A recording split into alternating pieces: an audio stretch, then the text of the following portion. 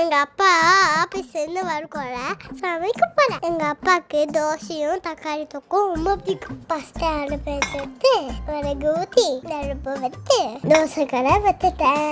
கறி சூட ஒன்று எண்ணெய் ஊற்றி மாவு ஊற்றி முழுமுழுன்னு தோசை வந்துடுறேன். தோசைக்கு அப்புறம் தக்காளி தொக்கு செய்ய போறேன். வருஷத்தை எடுத்து அடுப்புல வச்சு எண்ணெய் ஊற்றி வெங்காயம் போட்டு தக்காளி போட்டு உப்பு போட்டு நல்லா இருக்குன்னா தக்காளி தொக்கு.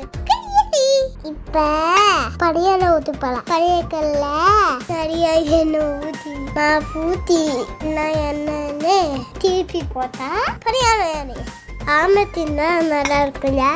நான் செய்ப்பேன்.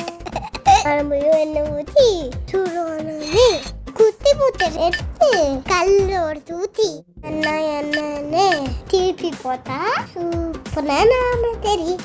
அப்பாலாம் சமைச்சு கொடுத்துட்டாப்பா. நான் எங்கள் அப்பாவுக்கு சமைச்சு கொடுத்துட்டேன். நீங்களும் எங்கள் அப்பாவுக்கு சமைச்சு கொடுங்க.